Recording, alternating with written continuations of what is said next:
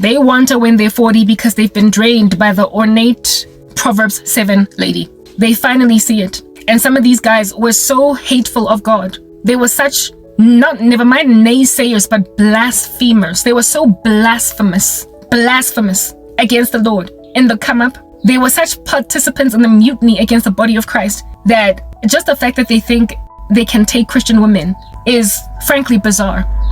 They're not necessarily thirsty nor hungry for Jesus Christ. They are thirsty and hungry for peace. Men eventually wake up, who are in the world, they eventually wake up to the woman of folly's folly. They see it, Mara. It comes late, and it comes often at the peril, and heinous one at that, of women that have been passed up this entire time. They try to go back to women that they passed up. And some of them that will want to try and come back are just like Segofazo that I described earlier. Out here trying to sleep with the girlfriend of his boy. Like, this person is still in the life of your ex. He is still in the life, like proper. He is the cousin of your ex. He is one of your boys, your ex's boys. And they're still hanging out. There's friends on, they are friends, they follow each other on Instagram, friends on Facebook. Check up on one another's lives, and when they bump into each other at the mall, yo boy, unjani, sharp, car, chest bar, all that jazz. No bad blood between them, but he wants you. Men are like that, yo. Like, ain't no boundaries. He wants to bring you around these boys. There's actually even a scene of that nature in there, like, just to show you that this thing is so resonant and so true of men that it's even getting it even gets covered. In entertainment. It happens in the movie Love Jones, where it is that Nia Long has this like friend of Lawrence Tate, her ex-boyfriend, literally take on a date and ask her out and pursue her and everything. And you will see in the movie, when if you watch Love Jones, you will be like to yourself, Nia, you're dumb, girl. You should not be dating your boy's ex, like not even your boy's friend. Even when he's your ex, you don't go on a date with him. And this dude brought Nia Long to a party where Lawrence Tate was at as his girl, and all of the friends were like, boy, how could you do something like that? But the thing for me is the woman is the one that has to exercise discretion in this regard. You can't let yourself get shellaed by your ex's anything. You can't. You literally cannot. But that is a strategy that is coming to women in the body of Christ. I gotta go charge my phone.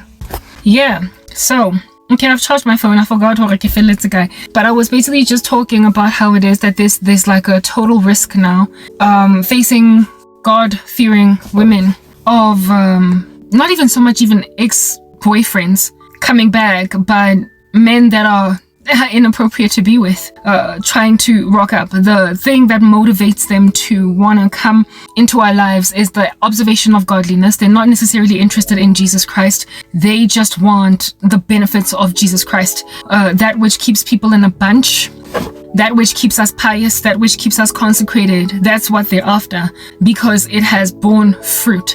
There is emptiness in their lives as a result of having pursued dead things.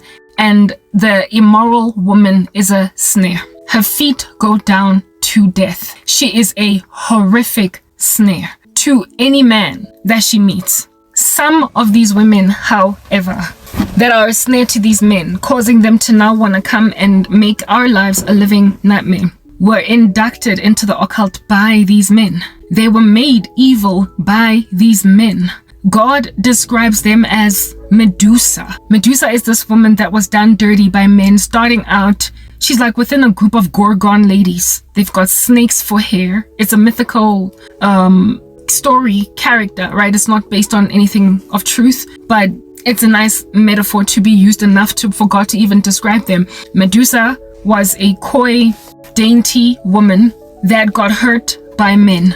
All right, quite a few of them. I believe they might have sexually harassed her or whatever, and as a result of that, she then turned hostile, and every time a man looks at her, he then gets turned into a stone.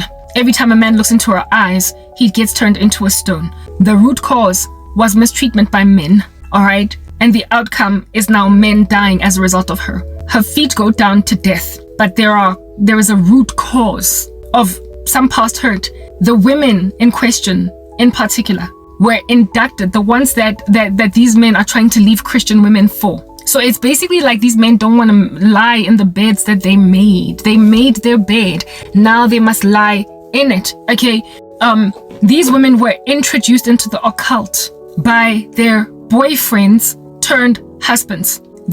Some of them were trying to pursue Jesus. Some of these women were trying to pursue Jesus, but then their journey to Christ was just stopped, thwarted, blocked halfway, dead break, by either the entry of this man into their lives or this man introducing doctrines of demons and destructive heresies. One of my best friends had that happen to her around the same time that I was interrogating the things of God. She was interrogating the things of God. We were happy to fellowship with each other, and her boyfriend kept taking her to some church, and in this church they used to teach strange things. And I remember even saying to her, where does this guy get his doctrines? Because it's not from the scriptures. He would say stuff like Adam and Eve were not the first people created, or that they were not the only ones on the earth, and that this and that. Like, he had all these doctrines, and I'm like, but based on what, girl? Like, this is sola scriptura. At the end of the day, we are leaning on nothing but the scriptures. She had all these doctrines that she would flail in my direction, and then she finally admitted that she and her man had started attending some funny church.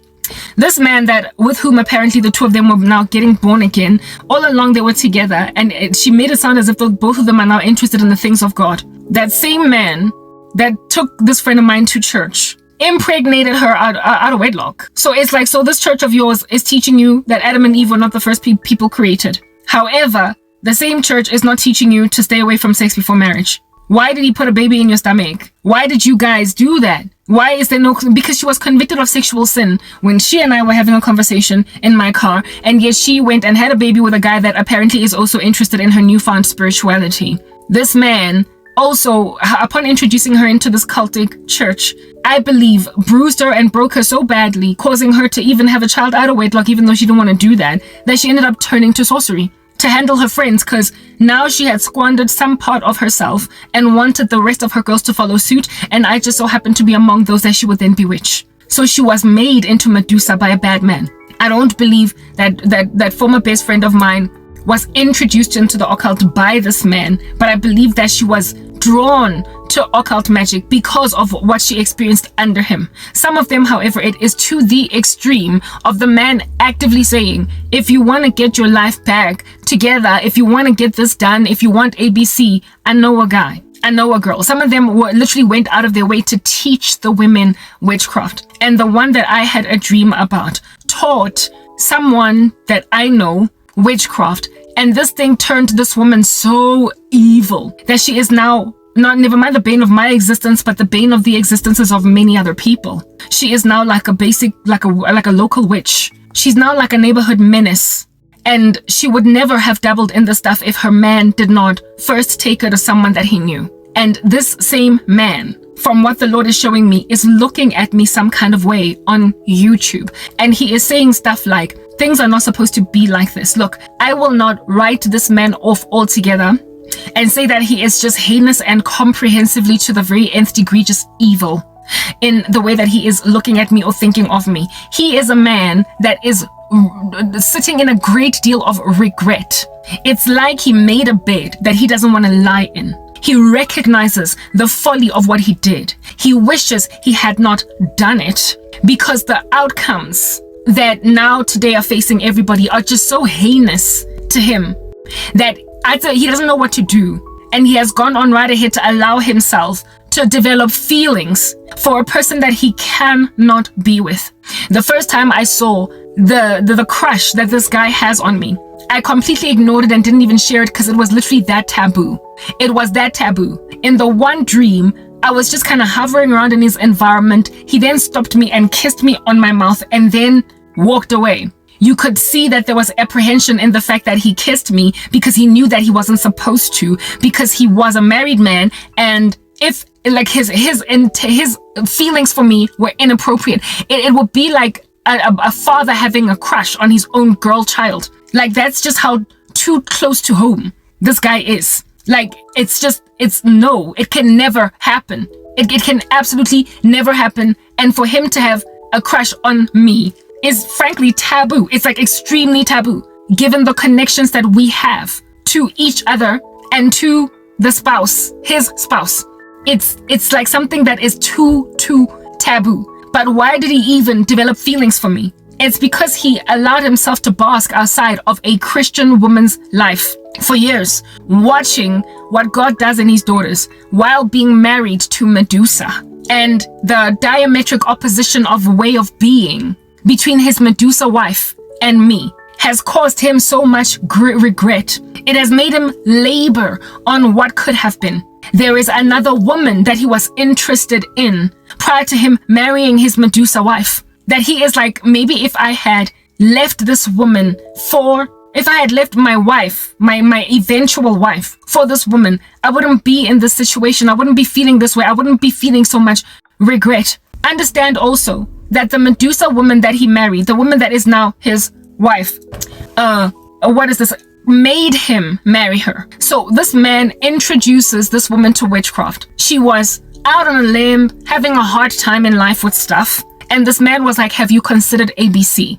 She then tries it and then becomes worse than him at it. It's like she became twice the daughter of hell that he was. He was into occult magic, but she had an addictive personality. And so she took it literally too far. She got so deeply involved in it that he now today regrets that he ever introduced her to witchcraft. The thing that he is looking at is my life. And he is aware that his wife has participated severely and heinously in the mutiny against me.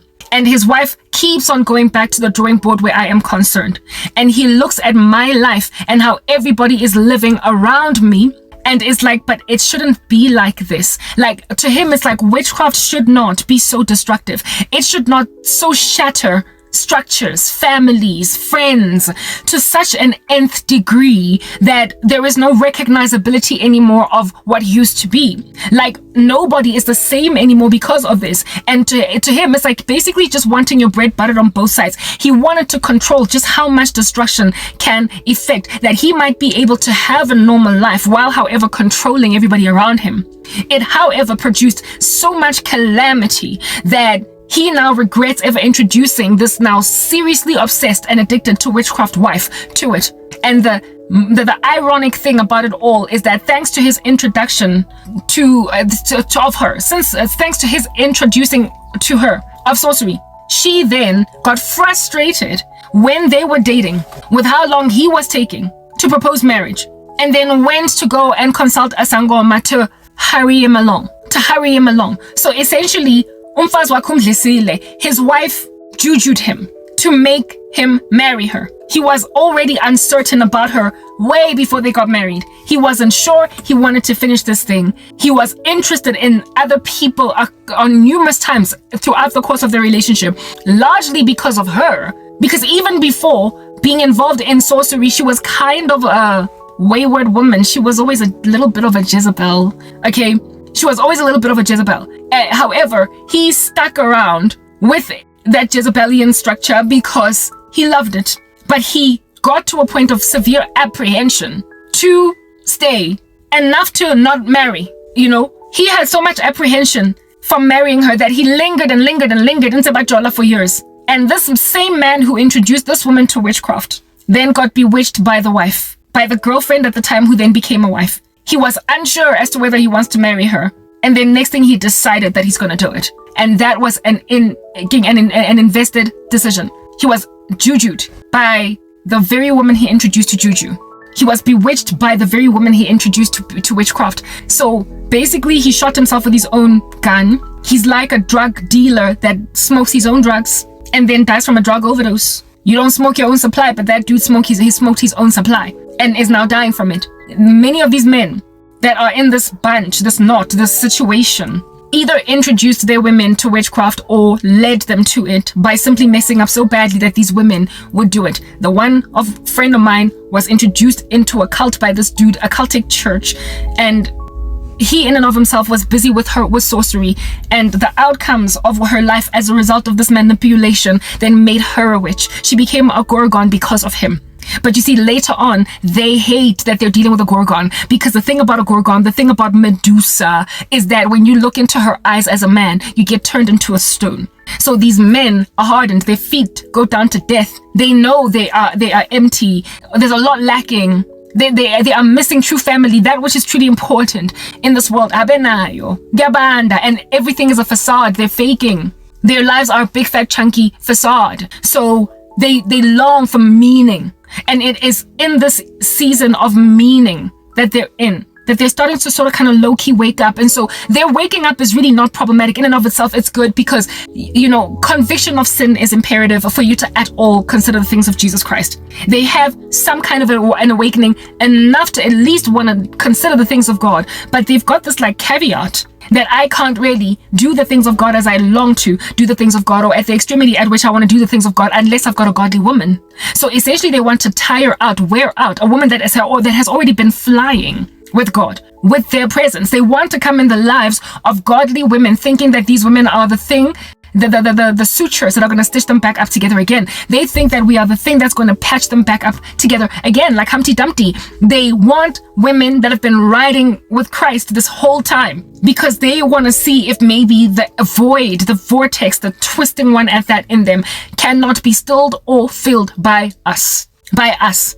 They are developing strong feelings for godly women, the same women of which somewhere in the past they passed up, the same women of which historically they either passed up or participated in the mutiny against. They reviled us and they were blaspheming our God. They were such God haters, so blasphemous, that they made it a career to mock Christianity. And so therefore the godly women in question that they now today have feelings for, they made it a sport, a thing that they looked forward to doing, a mockery, right? To mock us. They did that. They made it their life's mission or prerogative to mess with the body of Christ. They were among the mutineers against the very women who are not today single. They cast spells to make sure we don't get married. They helped their wives to hurt us. The sabotage, the backstabbing that we endured at the hands of friends and family members, they did it. They are the ones that sowed discord between our families. They're the ones that basically were trying to prove us wrong. And now today, they want us. Now today, they like us. They have feelings for us. They have crushes on us because there is a meaning we have that they lack. So now they want us and not so much God. They've got 5% of what is required to get born again.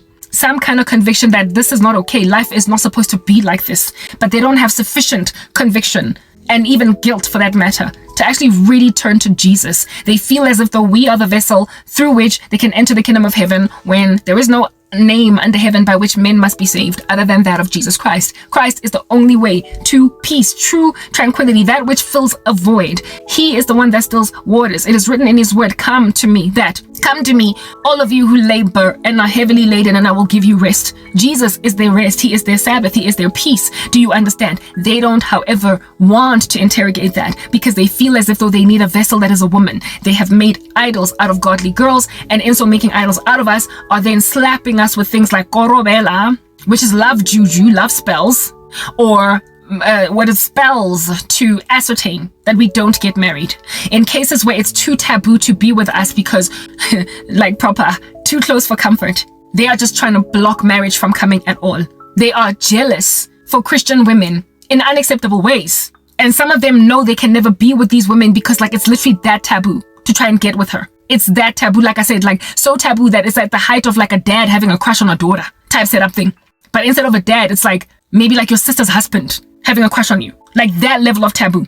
Your sister's husband or your cousin's husband or your like aunt's husband. Like the kinds of heinous acts that you found in the Acts of the is it the Acts of the Apostles or 1st or 2nd Corinthians, where it is that there was a dude out here in the church that was sleeping with his father's wife, is it? Like not his father's wife, but his like the wife of some, like just some taboo situation that caused that man to be expelled from among the people of God. Like that kind of taboo. Like you cannot be here.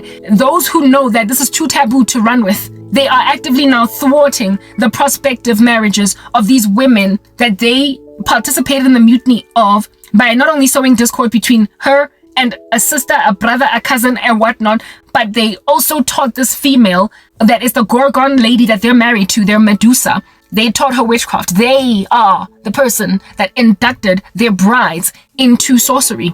And now they want to divorce these women for godly girls, and where it's too taboo for them to end up with these godly women, they are blocking their marriages. They're blocking, they low-key kind of like, coveting a woman, desiring her from a distance, knowing you can't be with her, but then making sure that nobody else can ever be with her. Like, it's bad enough I am being pursued by the sorcery of like ex-boyfriends that are jealous for me being with any other guy, or strangers that I passed up. But when it's someone where it is that it's absolutely impossible for us to be together, it would be too taboo, too like, which is the family would be in disarray. Do you understand? They are low-key in a corner, covetous of whoever would be this woman's husband, enough to literally try and block that from happening. There is a whole epidemic of this nature spurring up, rising up from the ground, rearing its ugly head with fangs and everything, literally creeping up the skirts of Christian women and inappropriate men to be with. I'm talking sisters, husbands, cousins, husbands, brother, like, guys, I am speaking boyfriend, ex-boyfriends, near and dear present best friend, like trying to come into the life of ex Yalomuntu because they've been watching the life of this person. They're the ones that broke up that relationship. Like proper, like having one of your boys' very best, your ex-boyfriend's very best friends break you up, so discord between the two of y'all, and then 10 years later, him seeing as goodly 10 years young, seeing as 10 years has progressed, can I not then try and see if I can be with Karabo? I mean, after all, 10 years have progressed at the peril of Karabo's reputation. Let me charge my phone again. Okie dokie, my phone is plugged into a charger at the back over there, so we should be good. And there's nobody endlini, so I don't have any distractions. Yeah, guys, what is this? This is like a whole total thing. So basically, men that introduced women to the occult or who led them astray because of what under heaven it is that they're doing are now super intrigued at the prospect of coming into the lives of godly girls. And it is problematic because one, they're not actually really truly interested in God, and secondly, it is not our prerogative as women to lead, and thirdly, it is taboo for us to be with them based on history alone. They do feel very bad though. They feel very guilty. The one thing that I got from the dream that God gave me was that all is not as psychopathic, for lack of a better word, as it seems. They essentially, they're like R. Kelly. They wish they could turn back the hands of time. They wish they could do things differently. They wish they had not introduced women to witchcraft. They wish they also had not manipulated women's life with witchcraft. Essentially, okay, so God gave men the leadership, right, prerogative to lead. He gave them headship over society. And when societies calamitize and fall apart, there is an inherent knowing, an inherent understanding inside them. It's almost primal that they did it, that they are the reason why everything fell apart. They comprehend what part they played in the mutiny against women, the indiscretion that women walk in and the indiscretion that children walk in. They low-key kind of understand that they got everything to do with it. They failed abysmally at being leaders, and as a result, women were led astray. Many of these men are the cause of the creation of the Jezebelian issue. They are at the root cause of why their women went awry.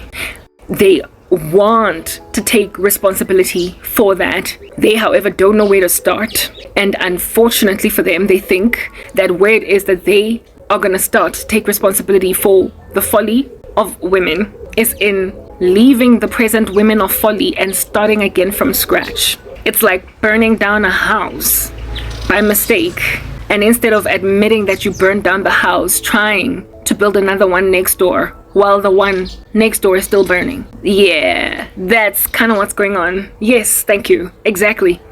They destroyed families. They destroyed society. They know they did it. They know they're the reason their wives went awry. They know they're the reason many women went awry. They know they're the reason why women even stabbed each other in the back. They know. And instead of facing the music where they're at and patching up where they're at, bringing a fire hose to snuff out the flame, the fire, the inferno, where they're at, they're trying to move and leave people burning in a house, leave children burning in a house and a wife, and go where it is that somebody has always just had fireproof structures up. They want to come now and marry us. They want to come and marry godly women and start again to be better this time. They want to lead better this time. Mara, by tarnishing our reputations. These people that want to rock up know us. Baratseba from Khale. Baratseba from 1994, 2001, 2013. They are not strangers to us. They participated in the mutiny against our lives, and they want to marry us. Amadota that want to make out of us a taboo. They want to come as your ex-boyfriend's best friend and marry you.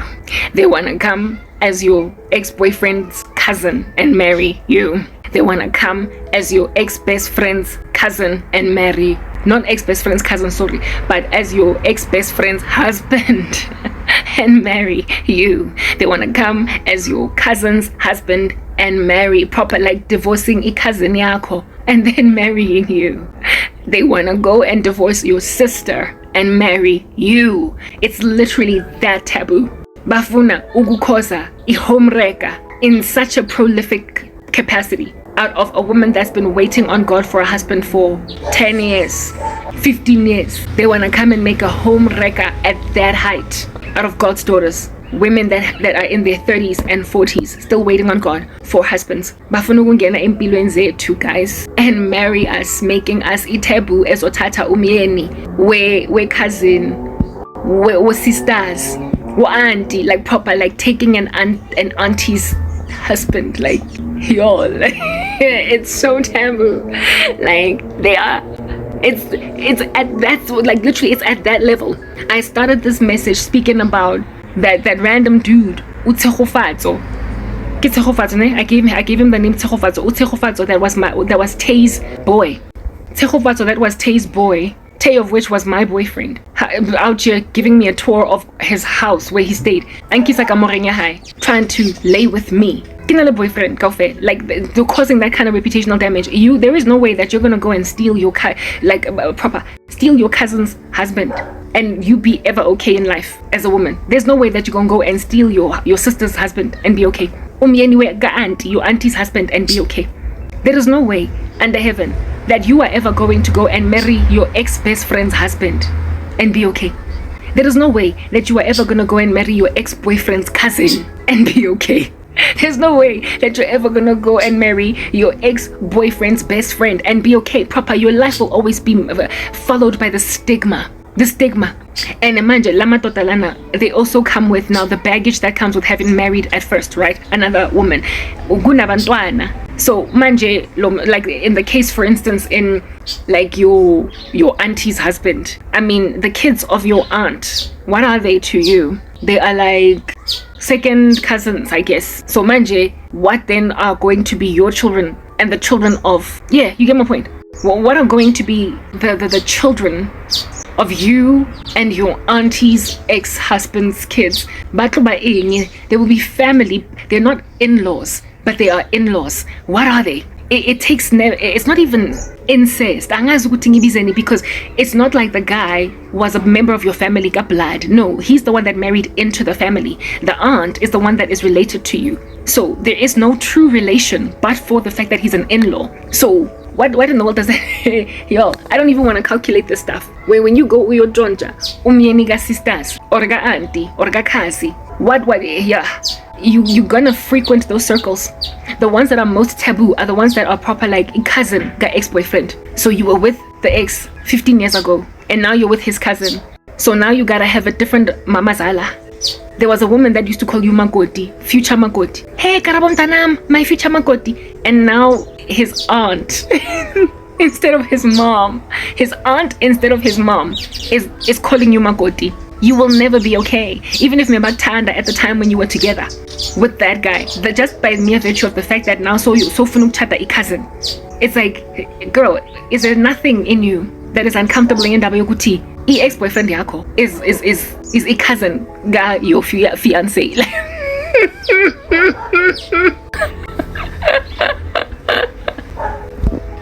That's what they're trying to do. There is no recovering from that. It's what I'm getting at.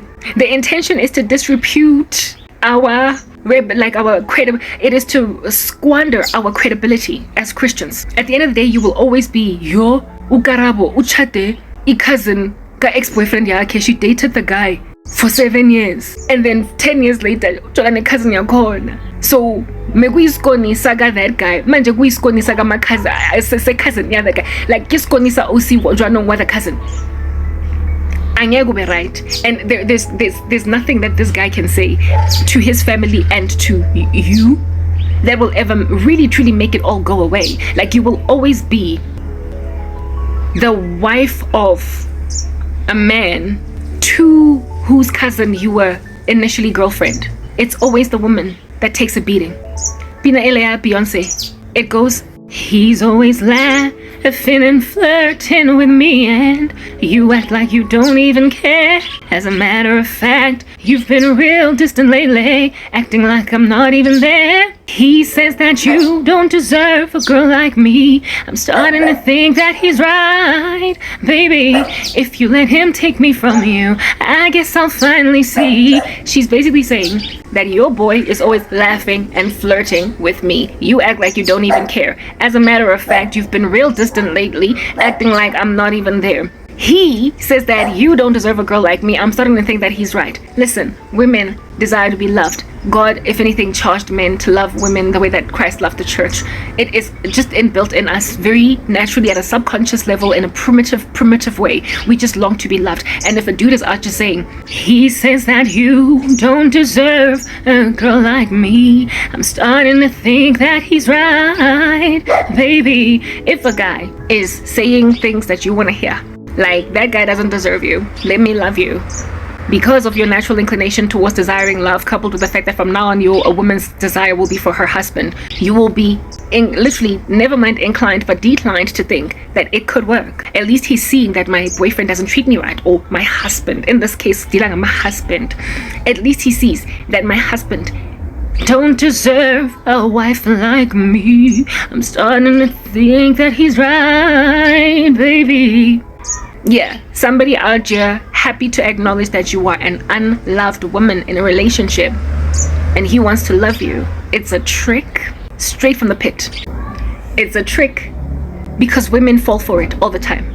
Women fall for it all the time. Dudes being out here like, baby, let me love you. Let me be the one to, baby, I just don't get it. Do you enjoy being hurt? I know you smell the perfume, the makeup on his shirt, proper. But this time around, instead of being some stranger guy that just sees from a distance that you got a boyfriend that's not treating you right, it's literally like his cousin.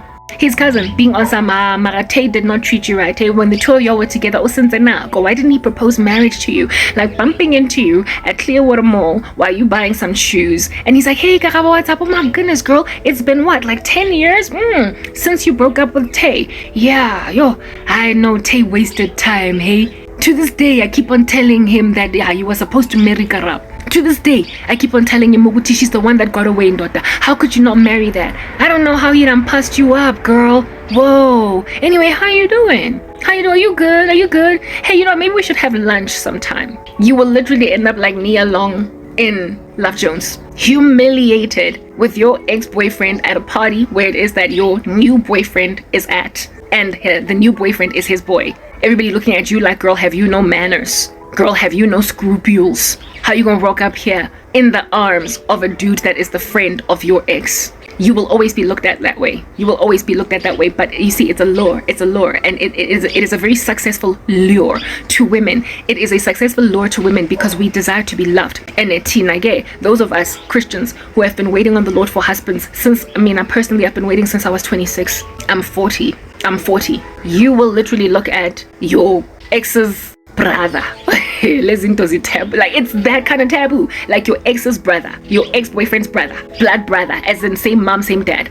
Be like, Karabo, I just don't get it. Did you enjoy being hurt? I know you smelled the perfume, the makeup on his shirt. He wasted 10 years of your life. How long did you date? Bad as you are, you stuck around. I just don't know why. This guy will be out just singing you that as a ballad. And you will be like, yeah, he did waste my time. And look at all these years down the line, I'm still single. And then he'll be like, Futinyazi, I can tell, Uti, he's put spells on you. He never really was able to get over you. And because you wouldn't get back together with him, that's why you're still single today. You're still single. Such a beautiful woman. Like, for what? You're still single all these years down the line, so he will tell you literally everything that you want to hear. And you out here thinking, he's single, or he's newly divorced, or he's whatever, and grab all that baggage. Never mind the baggage, but the reputational damage, and think that it could work. No, it can't. It can't. It can't. It cannot. Ubudi. Same mom, same dad. So it's still the same Skoni, and it is still the same Makoti, but this time to a different son. Guys. Same Makoti, different son. Same Makoti, older brother. Same Makoti, younger brother. But same Makoti. This time the mama's not gonna like you. This time that taboo is just gonna stank up the nose of everybody. This time around, uzozi mosha, that which wasn't broken, you try to fix it. Everybody agrees indeed. Ukuthi he messed up. He messed up, he lost a good girl, you are the one who got away. But on the day you decide to marry his brother, or on the day you decide to marry his cousin, on the day you decide to marry his best friend, all that flies out the window. Your good girl status will not matter. Is not gonna matter. The fact that you waited on Christ for a husband for 10 years is not gonna matter. The fact that you've been praying and fasting like Hannah is not gonna matter. The devil is trying to make your testimony not matter. He is trying to make people look around wagging their heads on some don't look at her getting married looking all beautiful. And Sabina Etta James's "At last my love has come along." Yeah, don't look at this chick out just singing "At last" on YouTube out here doing a wedding video that's very impressive through a photographer. Do not look at that. Bottom line is Lomuntu Lam Chatayo that she's busy singing, "Oh, you were mine at last." The man to whom she's singing "At last" is ex-boyfriend's brother, dog. It is ex-boyfriend's best friend, dog. It is ex-best friend's cousin, dog. It is her cousin's husband, dog. For ex-husband. It is her auntie's ex-husband, daughter. It is her sister's ex-husband. Like that level of taboo. That level of taboo. At last, my love has come along. My lonely days are over, and life is like a song. Oh yeah. Kamo sa itengamo. Giyahlebwa like no man's business at your wedding. At last, the sky above the stars are blue. My heart is wrapped up in clover. The night I looked at you, who is my ex-boyfriend's best friend, but that's a technicality. He is the love of my life, but he's my cousin's ex. I found a dream in my sister's ex-hubby, a dream that I don't realize is a judgment on me. Oh yeah, when he smiles, I forget that he's my cousin's ex-husband. And here we are in heaven. For my ex's brother is mine at last. You will thoroughly be out here singing yourself that song at the peril of your uncomfortable reputation. Gotta go. I didn't want to be distracted. I'm not alone anymore. That's what I'm getting at. So I had to walk. I get to work here, guy, though. I'm just walking. I'm walking. Yeah, but that's what I'm getting at, guys. Hopefully this message is going to be finished in a minute. Now. But this is a whole thing, guys. Get strategy. It's a whole strategy from what the Lord showed me. And in my particular case, I'm not going to describe the details because I don't want to implicate this guy, and I also don't want it to come out because it's just too taboo. But it's just somebody that's literally too close to home, and unale crash. And the Lord showed it to me again. Modimo o mpontshitse yona hape. Even though o mpontshitse yona already at first, right? So he's already shown me this taboo, this tactic, this strategy, but I ignored it at first because, like I said, the situation is too taboo. Okay, this guy, however, that is too close to home is not the first one. There are others that are not that close to home that feel this way, that however would still be taboo. Like I've had multiple dreams, nightmares, it's more like nightmares, of my ex-boyfriend, some of his boys, thinking Guti, maybe I can try, maybe I can test, maybe I can whatnot. Like these guys of which are still in his life, and even if they were not in his life, I'm not about to go minanyoba not umyeni, sorry, umfazi ka anybody's, any of my exes, anythings, like any of my exes, anythings, like ex's uncle, ex's cousin, ex's dad. It's literally that taboo. Like the taboo of these unions is at that height. Angizoba mina somewhere where I'm not going to be loud to neighbors, like people that live in close proximity to these properties. But there was too much of a sun at Lair. Maybe more will be there. Maybe even more fast. Yeah. Okay. How's that? Yeah. I've had like multiple dreams where people that it would be just absolutely taboo to be with, thoroughly thinking that maybe I could try that out. And the thing that motivates them or inspires them to feel as if this is like a whole feasible thing is my singlehood, how old I am. Like, I mean, I've been 37, 38, 39, 40 single. All these years that I've been doing these videos sharing on YouTube, I've been basically what they call past age, like Sarah. Too old to still have, you know, ama standards or ama options. Bafila ngathi angina ama options ngoba sengimdala. But even if I were to be like super duper old, Ilanka was super duper old, like as in cracking, like everything just pendulous, everything on the floor being dragged, the way that Gisinkankatengi from youth, like aging, like overnight. You still don't date your ex's dad, like you still don't date your ex's brother, you still don't date your ex's cousin. Like if I am so old that I am dragging my cheeks on the floor, what would be feasible to settle for, if you will insist to settle for, is some dude or divorcing. Mara how you've never met, or you met him in the office and he's like got 2, 3, 4, 5 kids and an ex-wife that's always all up in his grill.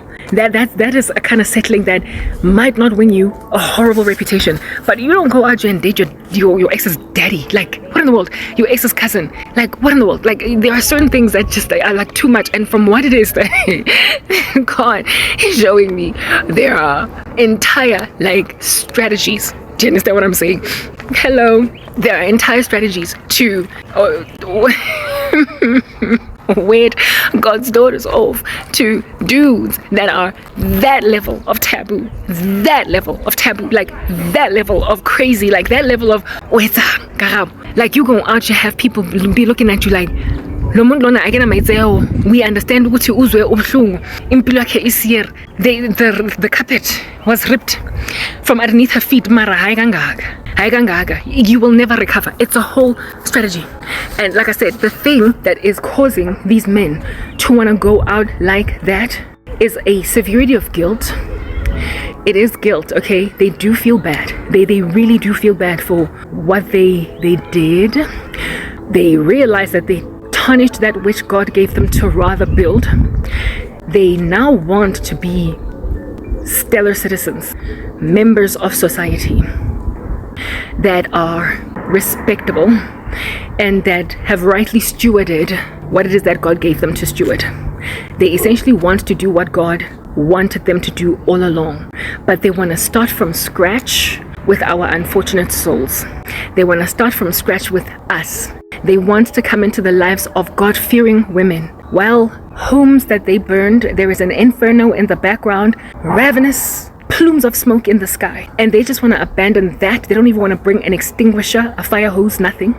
They don't want to bring a fire hose or an extinguisher, nothing. They just want to be like Askisi, like I'm sorry that that the house is burning.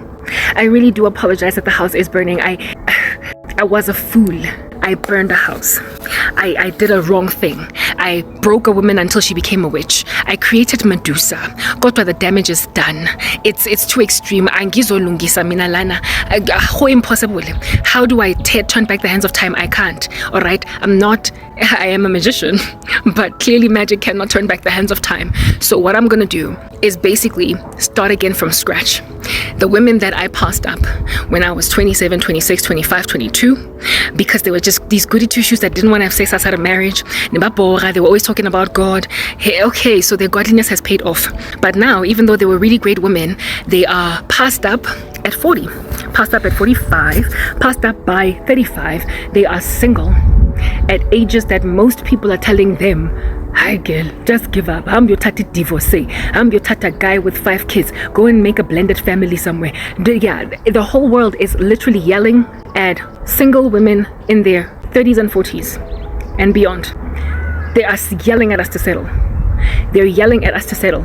And because the world is yelling at us to settle or else, these guys are like, I'm happy to love you, but they are so taboo that they are even worse than, like I said, the divorcee with the 5 kids and the yapping ex-wife. They are your ex's whole uncle, apelele. They are your ex's whole cousin, apelele. Your ex's best friend. They are your sister's husband. They are your cousin's husband. And he wants to leave her for you. It's just really ridiculous. And the intention is to decimate our reputations. That's what the devil is trying to do. Lamadoda thoroughly think ukuthi if feasible lento bafuna ukuyenza basenze. They acknowledge basenze, so at least they've got that right. Like I said, they are 5% into the redemption journey. They have got more of a preparedness, to admit that they were wrong than they were before. So we've made some traction. We've made headway. In that at least by admit ukuthi ba wrong, ba moshile. They did. They know now that they are responsible for calamitizing the female population, the children population, the earth essentially at large is dying because la madoda bayenze in nonsense. They at least are at that place. They are at a minimum at that place. And for that we will be grateful, because it at least also means they're going to stop burning fires in people's properties that did not have it coming. At least they now have a desire, a real, like in the dream that I had last night, the one guy saw me walking around in society naked. I wasn't naked. Don't even understand what that was about. Essentially, he believes that me sharing my testimony so openly on YouTube is like the tantamount of walking around naked. No, it is not walking around naked. I'm sharing my witness, and on top of that, my nakedness, even if it was there, it's only because the covering that I'm supposed to have for a man is absent. Why? Due to men like those. Men that saw it fit to take away my hubby. Okay? And I'm actually working around kapenti and kwai and some skipper. And he follows me around on some Karabo. Why are you wearing just your underwear?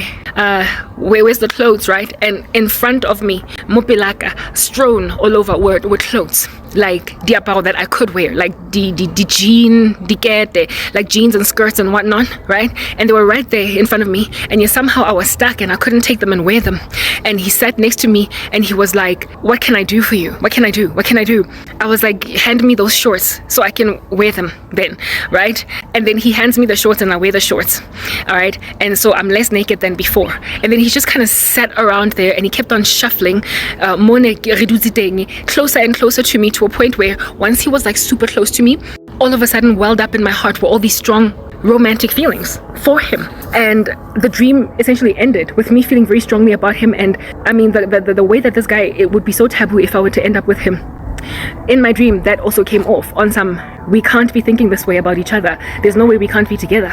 I was thoroughly considering it because he was out here helping me wear clothes when I was naked. The way that a man would indeed come and be a covering to a woman. You know what I mean? But like, this dude was not for me to take in that way. But I was considering him. But in the dream, the taboo was also poignant. It was there. That was the last night dream. I've had a dream in the past, maybe the past like month, where it is that the guy was there, right?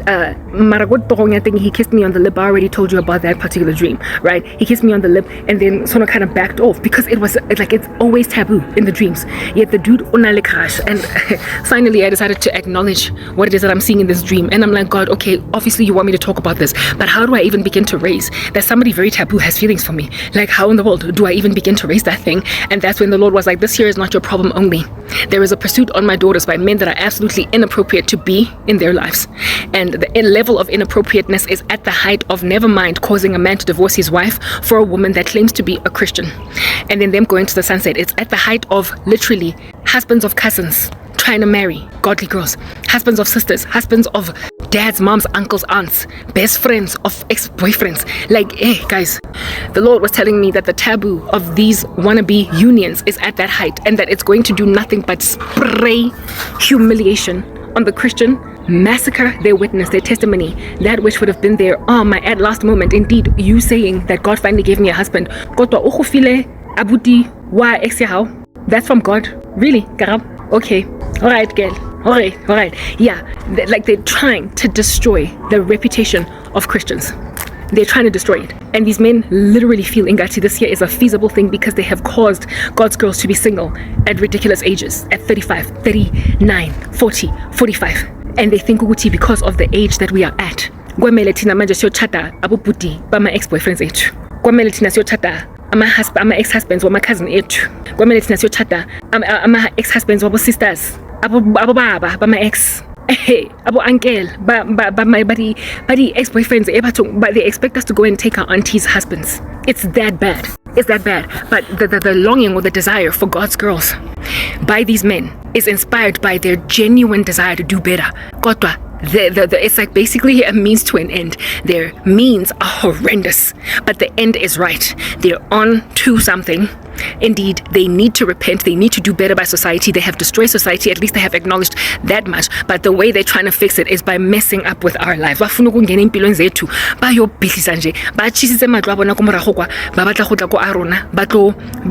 time around, burn a fire in a fireplace instead of right in the open air. They thoroughly think that it's feasible to marry us as the uncles of our ex-boyfriends. That's literally what's going on right now. So I am trying to warn you ladies, be careful of the dude that's gonna rock up on some baby. I just don't get it. Do you enjoy being hurt?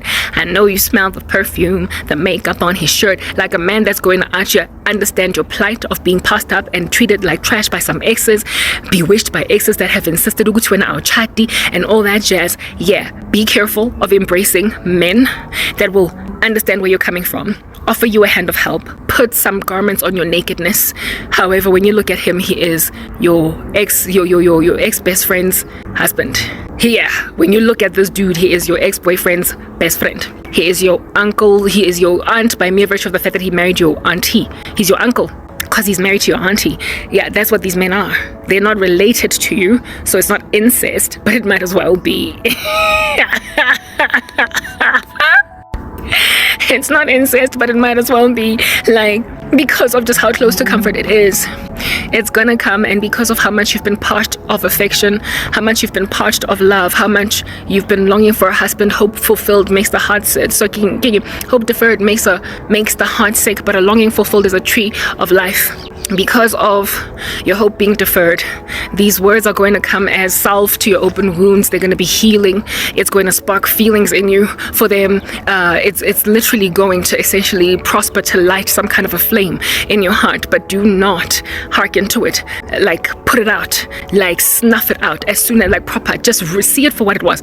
Like, back in the day when I was dating my ex-boyfriend Ute, and his boy Tsehofats was all up in my grill trying to take me to his bedroom. Then I didn't have a lot of hurt. I was not broken. I was not crushed. Plus, I was 18 and highly sought after all across these streets of South Africa, of Johannesburg. Do you understand? And now I'm 40 and I am abandoned. I'm neglected. Therefore, the response to such pursuits of your person like that, these creepy hands all up in your grill, is that much more a feasibility now. Now that you have been parched of affection, and seeing as a woman's desire will be for her husband, seeing as we long so much for the affection of men, now the risk is real that you could actually consider it viable to date Tshegofatso with your boyfriend Tay not being home. It is entirely feasible because they are going to appeal to your love thirst. The fact that right now you are in a Hunger Games arena of affection and you are older and unmarried, and so properly odloshelwa ke uncle yeah, but like it's not really your uncle because he's not really blood family. The person here whose blood is your aunt.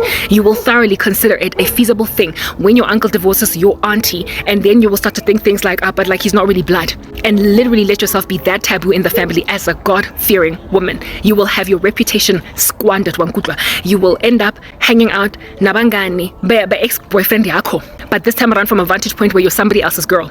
Otlabe olema kwapheni jwanong wa his ex-boy, his boy. And it's going to be weird and taboo. He will be avoidant of you, of course, and you will forever be regarded as a harlot in certain circles. You will. What I'm trying to explain, guys, is that you are not going to recover from that. Women, you are not going to recover. They are appealing to your love thirst, your love hunger. Do not hearken to it. You will not recover. All I can counsel you right now is hunker down. When your uncle is pursuing you, that's not really your uncle. When your cousin that's pursuing you, who's not really your cousin because he's your cousin's husband, so your cousin-in-law, when your ex's brother bumps into you at the mall, when your ex's brother bumps into you at the mall and starts to speak sweet nothings into your ear, see it for what it is. Literally put yourself in the shoes of an 18-year-old girl that has many options and realize that lo muntu uyafoster. Just as mina, I thought ukuthi I was 18 and highly sought after and in love with somebody else. Think of it that way. You're in love with Jesus and you are waiting on him for that which is fit for purpose for you. And when this thing comes, recognize it as the taboo that it is, and how it is that as inappropriate as it is, it's going to mess with your reputation. You waited on God. You are not about to go and be regarded as a harlot.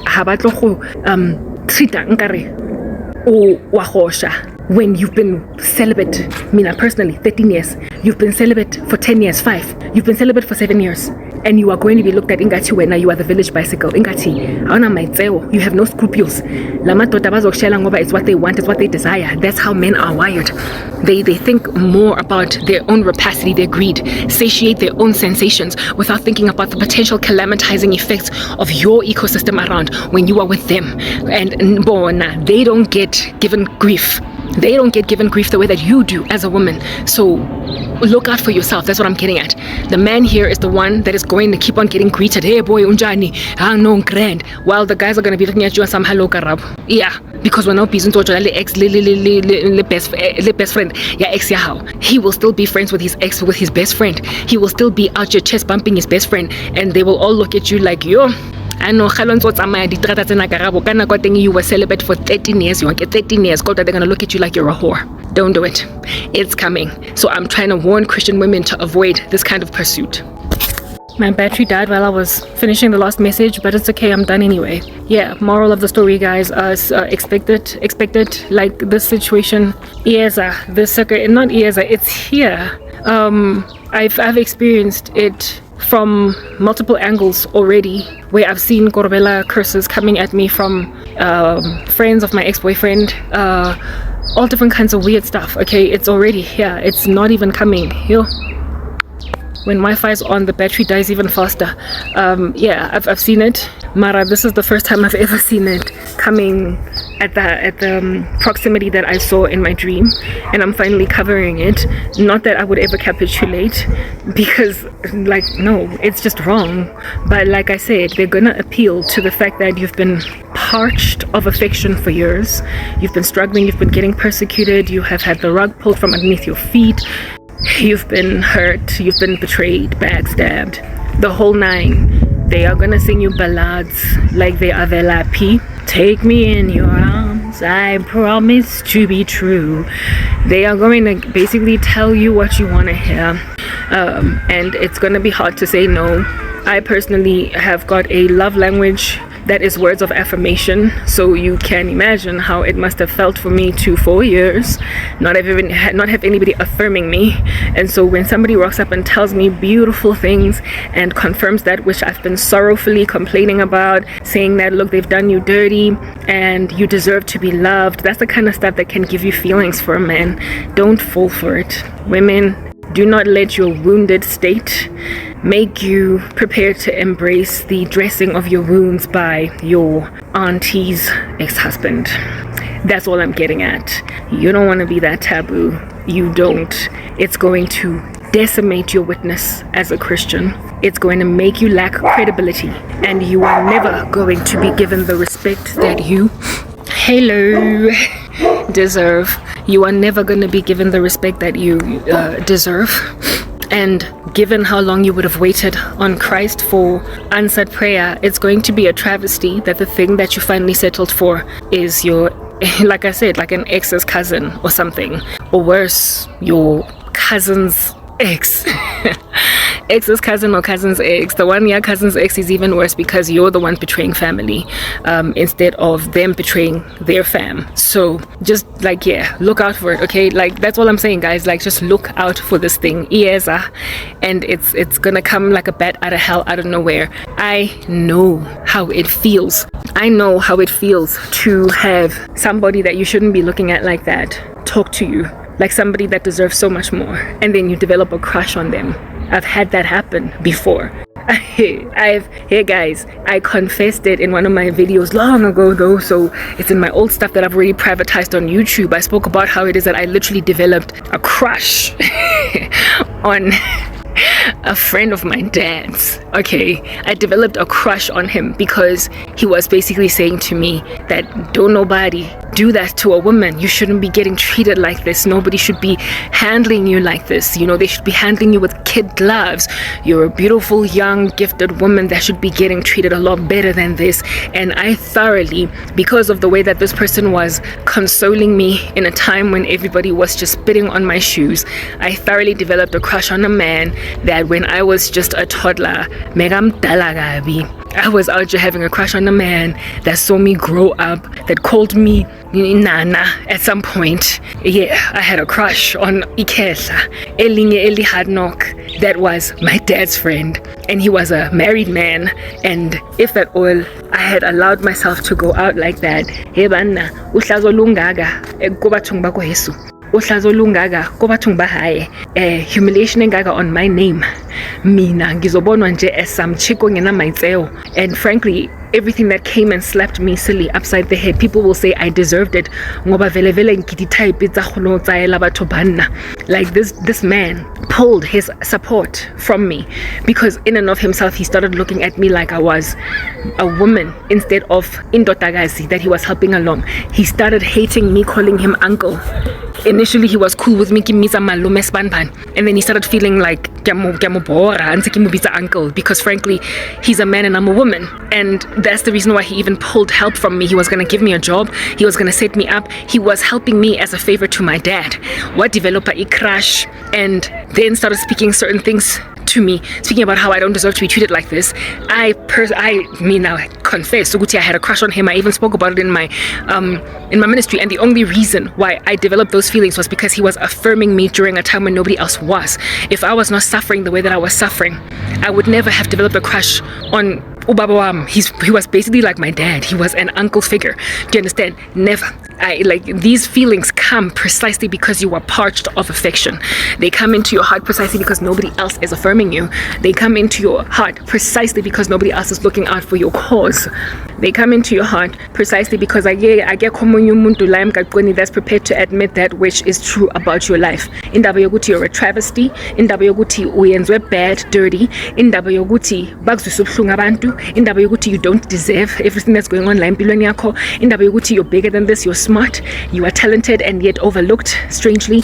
Uzokamfata lo muntu. And when you gain consolation in a season when nobody's consoling you, you are going to have inhliziyo yakho ivuleke nje ngembali. Do you understand? It's gonna blossom like a shoot, like a flower, for somebody that under normal circumstances when you're being validated, under normal circumstances when you're being loved, under normal circumstances when you're being catered to, under normal circumstances when you're being acknowledged, regarded, respected, and protected, mengeke lo muntu mbuke like that. You never would have looked at them like that. So it's basically exploitative and opportunistic, this little attempt to go in for the kill. And sometimes these men, it's not necessarily that they're being malicious. They are just trying to satiate their own desires, run with them without exercising self-control, but it is literally at the devastating expense of your reputation. Don't fall for it. Don't take it. That has been celibate for 13 years, guys, and allow yourself to uyontshontsha indoda ye cousin, uyontshontsha indoda ye auntie, uyontshontsha indoda yosisi wakho, or uyojola nomngani why your ex, like, or cousin. You can't let that. You literally, it's going to fall on you. That's what I'm getting at. Where as the woman,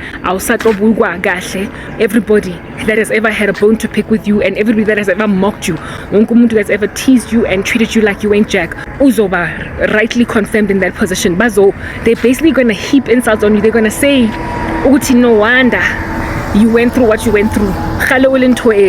They are going to say Karabo, when you've never been that girl. How do you type it? Even your friend, boyfriend, let alone your aunt, your husband. So do not allow the coddling of your broken heart by a man of sorts to make you see it as a viable thing to now all of a sudden be his wife. Don't allow yourself to be the thing to launder their dirty clothes. Let them run to God, because they are at least broken enough to admit that bamoshile. Kota bafuna ukuyodla, babatla go lotlhakola di garments tsa lona ka matsogo a gago, babatla go tlhatswa go suga diaparo tsa bona ka matsogo a gago. God is the one that launders impahla zethu mazimdaga, guys, not us. We come to him when we are heavily laden and laboring, and then he gives us rest. We are not to try and take on the status of Messiah. These men are trying to make you their laundromat instead of Christ. You must reject them until they run to the one that they truly need, because they are 5 seconds away from redemption, but they will never go the full mile. They will never run the full mile to actually truly grasp the pearl of great price unless you reject them. They are trying to fix what they messed up through you, and in so doing will destroy your reputation. So mess up with everything that God has built in you and the testimony that God was going to share with the world in you. They are going to learn to squander it. It's not the intention of Mosha. They just want to titivate their taste buds, satiate their hunger, but they don't realize Uguti is of God. They are hungry for the love of God, but when you emanate it, you have the love of God in you, and they are therefore idolizing uthando lakaSomandla in you instead of going to actually the source of that love. So don't let yourself be comforted to a point of making a stupid decision by a man that rightly is guilty for his bad deeds but is trying to fix the situation.